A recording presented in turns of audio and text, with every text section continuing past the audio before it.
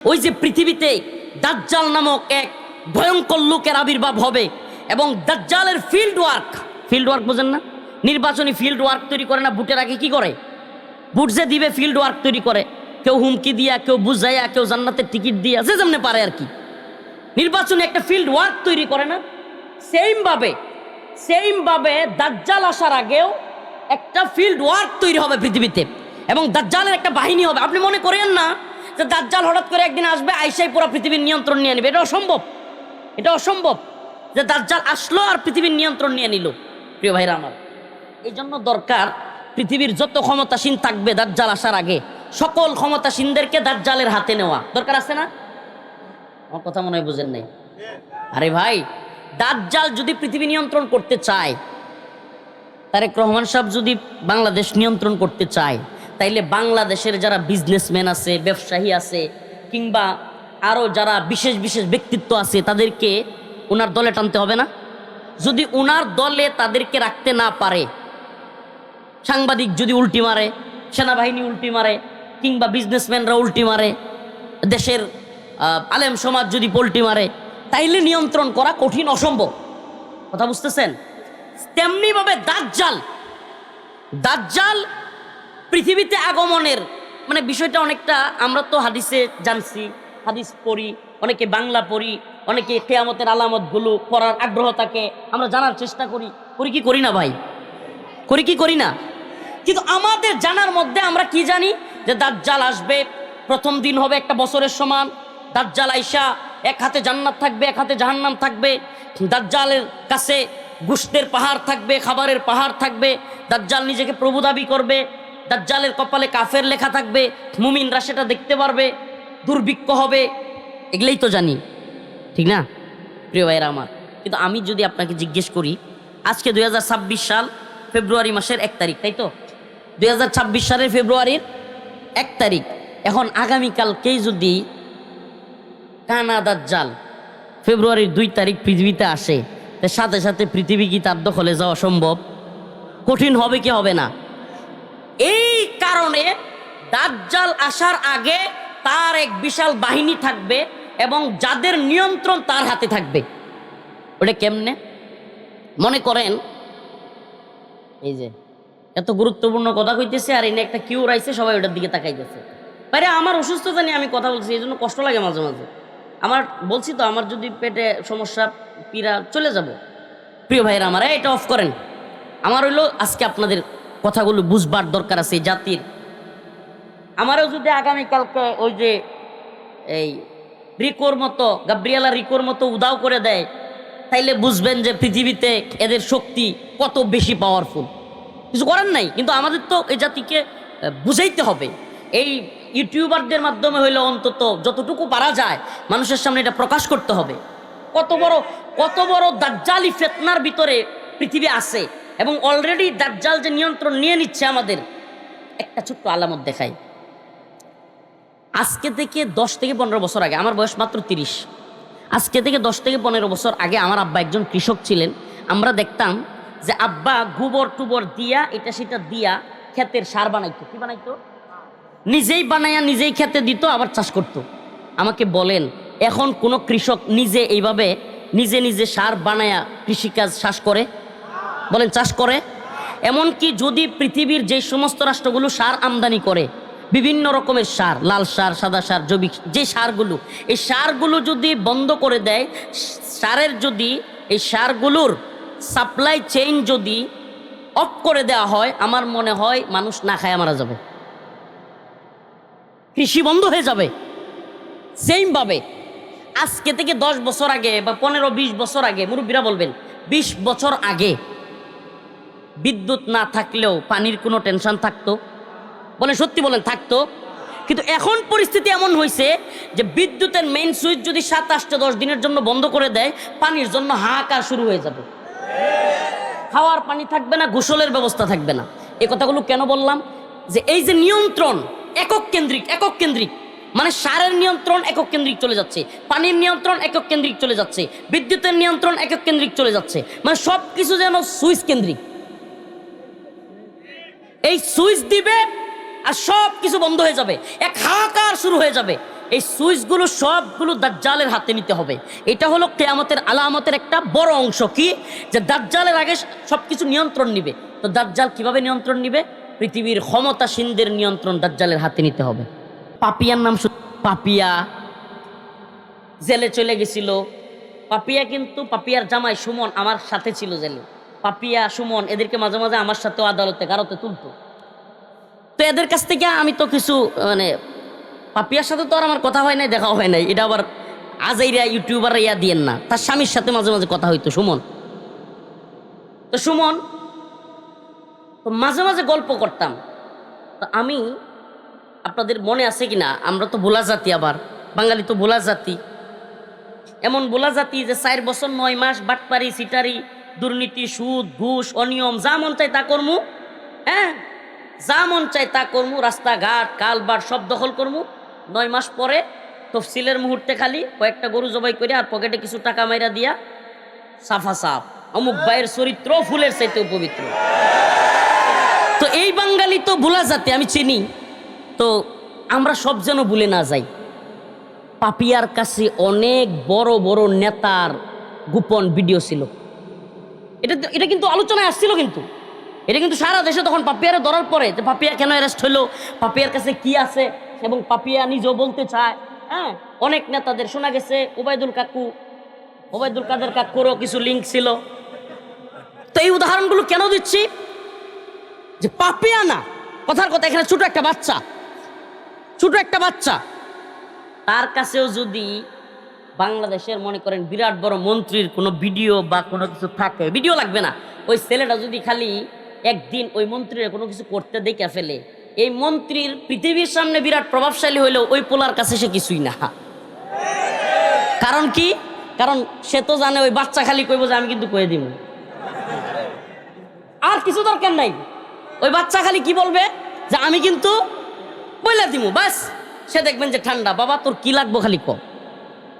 প্রিয় ভাইরা আমার, তো এই পাপিয়া যেমন ওই প্রভাবশালীদেরকে মদের বার, তার একটা মদের বার ছিল, ওখানে মদের বার, ওখানে ওয়েস্টিন না, তো ওখানে মদের বার ছিল, ওখানে মদ খাওয়াইতো, কিংবা ওখানে বড় বড় নেতাদেরকে দাওয়াত করতো, এবং নাউজুবিল্লাহ সুন্দরী রমণী তরুণী উঠতি বয়সের মডেলদেরকে মডেল বানানোর কথা বলে, নায়িকা বানানোর কথা বলে। নাউজুবিল্লাহ, আমার মা বোনেরা শুনি তো কেমন লাগে কথাগুলো, কিন্তু বলতে হচ্ছে আমাকে। ওই উঠতি বয়সী মডেল নায়িকাদেরকে ওই নেতাদের খাটে পাঠাইতো। নাউজুবিল্লাহ, এটা ছিল পাপিয়ার, মানে পাপিয়ার কাজটাই ছিল সাপ্লাই দেয়া, কথা বুঝছেন। আমি আপনাদের সামনে সূরাতুল জিলজাল তিলাওয়াত করেছি। কিয়ামত সম্পৃক্ত কিছু আলোচনা আমি আপনাদের সামনে করব। আল্লাহ রাব্বুল আলামিন এই সূরার মধ্যে কিয়ামতের আলোচনা করেছেন। আল্লাহ রাসূল সাল্লাল্লাহু আলাইহি ওয়াসাল্লামের একজন সাহাবী হযরতে আব্দুল্লাহ ইবনে আমর রাদিয়াল্লাহু আনহু হইতে বর্ণিত, তিনি বলেন যে একদা রাসূলুল্লাহ সাল্লাল্লাহু আলাইহি ওয়াসাল্লামের কাছে এক লোক আসলো, এসে বলতেছে, ইয়া রাসূলুল্লাহ, আমাকে কোরআন তিলাওয়াত শিখায়া দেন, কোরআন পাঠ শিখায়া দেন, এবং এটাও বলে দেন যে আমি কোন সূরা থেকে কোরআন তিলাওয়াত শুরু করব। আল্লাহ রাসূল সাল্লাল্লাহু আলাইহি ওয়াসাল্লাম বললেন, আলিফ লাম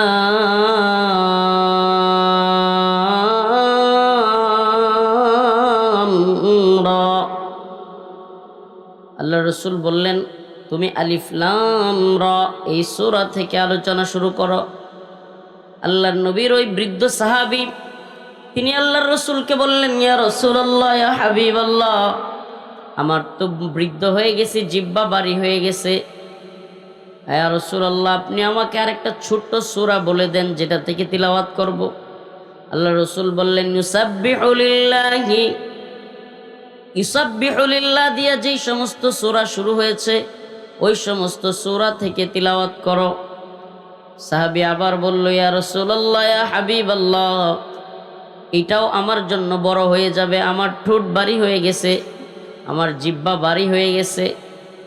আল্লাহ রাসূল তখন বললেন, ইযা যুলজিলাতিল আরদু জিলজালাহা ওয়া আখরাজাতিল আরদু আথকালাহা ওয়া ক্বালাল ইনসানু মা লাহা। আল্লাহ রাসূল সূরাতুল জিলজাল তিলাওয়াত করে তাকে শোনালেন।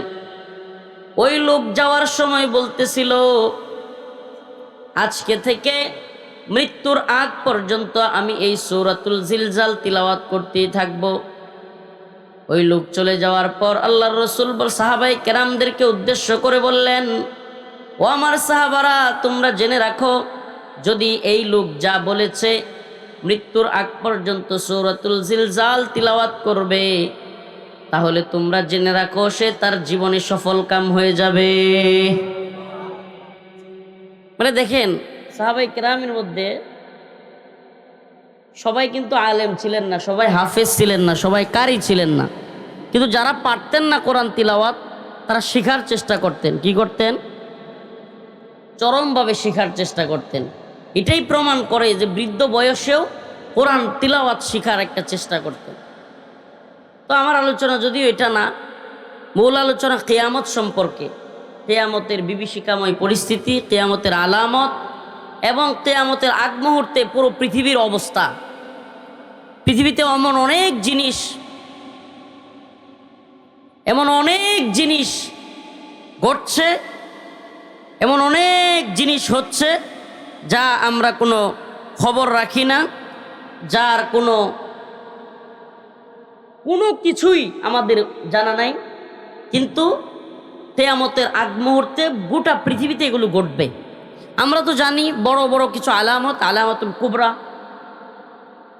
আলামাতুদ দাজ্জাল, পৃথিবীতে দাজ্জাল আসবে কিয়ামতের আগে, হযরত ঈসা ইবনে মারইয়াম আলাইহিস সালাম আসবে, ইমাম মাহদী আলাইহিস সালাম আসবে, দাব্বাতুল আরদ আসবে, এগুলো আমরা জানি। নর্মাল বা বেসিক যে বিষয়গুলো, বড় বড় বিষয়গুলো, এগুলো জানি। কিন্তু দাজ্জাল আসার পূর্বে দাজ্জালের বাহিনী থাকবে। ওই দাজ্জালের বাহিনীরা পুরো পৃথিবীতে দাজ্জাল আসার মতো পরিস্থিতি তৈরি করবে এবং ভয়াবহ কাজ, অশ্লীল কাজ, যেগুলো মানুষ, সুস্থ মানুষ, আমরা যারা এখানে মাহফিল শুনতে আসছি, আমি মনে করি আপনারা সুস্থ মানুষ। সুস্থ বলতে মানসিক সুস্থতা। তো মানসিক সুস্থ মানুষ কল্পনাও করতে পারবে না এই ধরনের জঘন্য কাজ কিয়ামতের আগে পৃথিবীতে হবে। কিন্তু এই উম্মাহকে সচেতনতার জন্য, এই জাতির সামনে এই বিষয়গুলো ক্লিয়ার করার জন্য, যদিও আমাদের উপরে অনেক থ্রেট আছে, এই কথাগুলো বলার কারণে, প্রকাশ করবার কারণে আমাদেরকে অনেক ভয়াবহ থ্রেট মোকাবেলা করতে হইতে পারে। আল্লাহ না করুক আমাদেরকেও ভ্যানিশ করে দেওয়া হইতে পারে, কিন্তু এতে আমাদের কোনো কিছু যায় আসে না। এই দুনিয়ায় আমরা থাকতে আসি নাই, এটা আমরা জানি এবং বিশ্বাস করি যে আমরা সকলেই আল্লাহর কাছে একদিন ফিরে যাব, আজ কিংবা কাল। অতএব এই দুনিয়ার কোনো ক্ষমতাসীনের ভয়ে কোনো কথা যদি কোনো আলেম, কোনো দায় গোপন করে, আল্লাহ পাকের কাছে সে ধরাশায়ী হইতে হবে। এটা কোরআনের আয়াত, ইন্নাল্লাযীনা ইয়াকতুমুনা মা আনজালনা মিনাল কিতাব ওয়া ইয়াশতারুনা বিহি সামানান কলিলা উলাইকা ইয়ালআনুহুমুল্লাহ ওয়া ইয়ালআনুহুমুল লাঈনুন। যে আল্লাহ তাআলা জাতির সামনে প্রকাশ করতে বলছেন হক কথা, সত্য কথা। ইয়া আইয়ুহাল্লাযীনা আমানুত্তাকুল্লাহ ওয়া কুলু কাওলান সাদীদা। হে ঈমানদাররা, তোমরা আল্লাহকে ভয় করো। কাকে ভয় করব? আল্লাহকে ভয় করো এবং সঠিক সত্য কথা বলো। সুবহানাল্লাহ। তো সঠিক সত্য কথা বলবার দায়িত্বটা তো আমাদের, দায়ীদের। এই উম্মার দায়ী যারা, এই উম্মার কোরআনের ফেরি যারা করে, তাদেরকে অবশ্যই জাতির সামনে দল মতের ঊর্ধ্বে উঠে, আমরা যেমন আওয়ামী লীগের বন্ডিংয়ের বাইরে গিয়েও আওয়ামী লীগের জুলুমের কথা বলেছি, ঠিক তেমনিভাবে বর্তমানেও ডক্টর মোহাম্মদ ইউনূসের সরকার কিংবা তার উপদেষ্টাদের বন্ডিংয়ের বাইরে গিয়েও আমাদেরকে জাতির সামনে সত্য কথাগুলো তুলে ধরতে হবে। সেইমভাবে বিএনপি গভর্নমেন্টে আসুক কিংবা জামাতে ইসলামী যে আসুক, এই জাতির যুবকেরা অন্তত আমাদের কাছে এতটুকু প্রত্যাশা করে যে হুজুর, আমরা মনে করি অন্তত পক্ষে যেই গভর্নমেন্টই ক্ষমতায় আসুক বা যারাই থাকুক, ক্ষমতাসীনদের ভয়ে কিংবা প্রভাবে তাদের গণ্ডির ভিতরে থেকে এই দেশের তথাকথিত মিডিয়ার মতো আপনারাও সাফাই গাওয়া শুরু করবেন না। আপনারা এই জাতির সামনে, এই উম্মার সামনে আপনারা সঠিক সত্য কথাগুলো তুলে ধরবেন। এটা আমরা জানি যে এই জাতির যুব সমাজের অন্তত এতটুকু প্রত্যাশা আমাদের উপর আছে যে এই বন্ডিংয়ের বাইরে গিয়া সবাই যদি বন্ডিংয়ের ভিতরে কিংবা পকেটের ভিতরে ঢুকে যায়, তাহলে জাতির সামনে অকপটে সত্য বলবার মতো কেউ থাকবে না। আর যখন অকপটে সত্য বলবার মতো কেউ থাকবে না, এই জাতি আস্তে আস্তে জাহালত, চামচামি, ওই যে আগে দেখছেন না, জি আপা খাইছেন আপা, বইছেন আপা, শুইছেন আপা, মাইরালান আপা, বিএনপিরে মাইরালান, জামাতরে মাইরালান, হুজুরারে মাইরালান, সব ধ্বংস করলেন আপা, ঠিক করছেন আপা, হুজুর ঘরে জেলে নেন আপা, মানে যাই করে আপা আপা আপা। এই চামচামির সর্বোচ্চ লেভেলে কেন যাইতে পারছে? হাসিনা জুলুমের সর্বোচ্চ লেভেলে কেন যাইতে পারছে? কারণ তার জুলুমের যে স্ট্রাকচার বা তার জুলুমের যে স্টিম রোলার ভয়াবহ অবস্থায় যেতে পারছে এই জন্য যে তার ওই স্ট্রাকচারের নিচে অনেকগুলো চামচা ছিল। মানে সে নিজেও জানতো না যে আমার কোন কাজটা ভালো কোন কাজটা খারাপ, কারণ জানার সুযোগ নেই। তো আশপাশ থেকে 100, 200, 300 লোক যদি সব সময় আমার আশপাশে বলা শুরু করে, জি আপা ভালো আছে, ভালো করছেন আপা, সব ঠিক আপা, তখন ওই লোকের আসলে ভালো মন্দ জাজ করার মতো মেন্টালিটি থাকে না। প্রিয় ভাইরা আমার, অতএব আমাদেরকে এই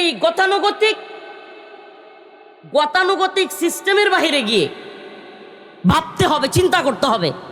এই সিস্টেম এক অক্টোপাসের জাল, এই সিস্টেমটা একটা অক্টোপাসের জাল, যেই জালের মধ্যে আপনাকে, আমাকে, আমাদের সবাইকে তারা আবদ্ধ করে রাখতে চায় এবং পুরো পৃথিবীর, শুধু বাংলাদেশ না, পুরো পৃথিবীর ক্ষমতা তাদের কাছে রাখতে চায় এবং তারা সমস্ত সিস্টেমের ঊর্ধ্বে, আইনের ঊর্ধ্বে থাকতে চায়। এটা আমি ছোট্টভাবে আপনাদের কয়েকটা উদাহরণ দিয়ে স্বল্প সময়ের মধ্যে বোঝাবো। আবার বলে নিতেছি, আমার পেটে সমস্যা, পেটের পীড়া, মানে পেটে প্রচুর ব্যথা হয়। যদি ব্যথা শুরু হয়ে যায় কথার মাঝখান থেকে কিন্তু চলে যাব, কিছু করার থাকবে না। এই জন্য আল্লাহর কাছে দোয়া করতে থাকেন, আমিও দোয়া করি। অলরেডি 10 বার পেটে মুচড় দিছে, 10 মনে হয় যে আস্তে আস্তে 10, এই নিয়ে এসে মনে হয় 5-7 বার। তো এই জন্য যদি এমন কিছু হয়ে যায় আমাকে মাফ করবেন, আমাকে উঠে যেতে হবে। তো যে কথাটা বলতেছিলাম যে আসলে আমাদের মধ্যে সচেতনতার বড় অভাব, কথাটা বুঝছেন? আমাদের মধ্যে সচেতনতার এতটাই অভাব এবং আমরা এতটাই ভুলো জাতি যে আমরা সব কিছু ভুলে যাই। বাস্তবতা না? বিশ্বাস করেন, আগামী 2 থেকে 3 বছর বা যে গভর্নমেন্ট ক্ষমতায় আসুক তাদের মেয়াদ 5 বছর না, 5 বছর যাইতেও পারবে না। 2024 সালের জুলাইয়ের 18, 19, 20 তারিখ, বিশেষ করে 16, 17, 18 তারিখ যে হাসিনা একেবারে নেটওয়ার্ক বিচ্ছিন্ন করে দিয়া, হেলিকপ্টার দিয়া বাড়ি বাড়ি খুইজা গুলি করছে, দেখবেন যে তারিখ তো দূরের কথা, সাল তো দূরের কথা, সব ভুলে যাবে এই জাতি। এটা কি আপনার বিশ্বাস হয়? এখনই তো অনেকের জিগাইলে তারিখ বলতে পারতেন না, আমি তো বলছি। যেহেতু 2024 সালের জুলাইয়ের 16 তারিখ, 17, 18, 3 দিন কি ছিল? নেটওয়ার্ক বিচ্ছিন্ন। একটা রাষ্ট্রে নেটওয়ার্ক বিচ্ছিন্ন হয়ে গুলি করছে, করে নাই? এবং হেলিকপ্টার থেকে গুলি করছে এবং গুলির অর্ডার সরাসরি রাষ্ট্রের প্রধানমন্ত্রী থেকে আসছে, স্বরাষ্ট্রমন্ত্রী থেকে আসছে। এগুলার ভিডিও আছে যে স্বরাষ্ট্রমন্ত্রীকে একজন পুলিশ বুঝাই দিচ্ছে যে আমরা গুলি করি একটা, মরে একটা, পরে একটা, সরে একটা। এরপরেও এই বাটপারের দল কি কয়? মেডিকুলাস ডিজাইন, মানে একটা ইংরেজি এই বাটপারের দল আবিষ্কার করছে, কইরা যে এটা একটা চক্রান্ত, আমরা কিছুই করি নাই। কথা বলেন? অতএব আমরা ভোলা জাতি, ভোলা যাবে না। সমকামিতা, LGBTQ, একটা সময় ছিল যে সমকামিতা বা LGBTQ শুনলেই আমাদের মা বোনেরা বা আমাদের সমাজ জুতা নিয়ে দাঁড়াইতো। এটা নাম শুনলেই ঘিন্না লাগতো, গিনগিন করতো। আর এমন পর্যায়ের ঘিন্না লাগতো যে কোনো মেয়ে শোনার সাথে সাথে জুতা নিয়ে রেডি। ছোট্ট একটা উদাহরণ মনে করেন, আজকে থেকে 10 বছর আগে, কয় বছর? 2026 সাল, 2016 সালে বা 2010 সালে, আজকে থেকে 16 বছর আগে, যদি পিছনের বেঞ্চ থেকে সামনের বেঞ্চের কোনো একটা মেয়েকে স্কুলে, কলেজে, ভার্সিটিতে বলা হইতো, আপু আপনি কি গে, কিংবা আপনি কি লেসবিয়ান, কিংবা আপনি কি সমকামী, LGBT, এই কথাটা বলার সাথে সাথে 2010 সালের যে রিয়েক্ট আসতো সেটা হলো পায়ের নিচ থেকে ওই মেয়ে জুতা নিয়ে পিছনে কইতো, কেডা রে, কেডা বলছি। কথা বুঝছেন? এটা ছিল 2010 সালের রিয়েক্ট। কিন্তু এই শয়তানের দল, এই দাজ্জালি বিশ্ব ব্যবস্থা, এই দাজ্জালি মিডিয়া হাউস, এই দাজ্জালি সেলিব্রিটিজম, এই তাগুতি বিশ্ব ব্যবস্থা এটাকে এতই নর্মালাইজড করছে যে 10 বছর পরে আজকের দিনে কোনো ভার্সিটিতে, কলেজে গিয়া কোনো মেয়েরে যদি বলা যায় যে আপু আপনি কি LGBTর সদস্য, ও পিছন দিয়ে মুস্কি হাসিতে বল, না আমি এমন না। আপনি প্রতিক্রিয়াটা খেয়াল করেন, আপনি তার রিয়েক্টের পার্থক্যটা খেয়াল করেন, কতটা নর্মালাইজড হয়েছে। যে এই একই কথা 10 বছর আগে বললে সে জুতা নিয়ে বাড়ি দিতে চাইতো, সে খুঁজতে থাকতো যে কে বলছে এই কথা, আর এখন সে মুচকে হাসি দিয়ে বলতেছে না আমি এমন। এটাই হলো এই দাজ্জালি বিশ্ব ব্যবস্থার, এই শয়তানদের একটা বড় এজেন্ডা কি, যে মুসলিম সমাজে যে এই জিনিসটা শুনলে সহ্য করতে পারে না, তোমরা এটাকে নর্মালাইজড করো।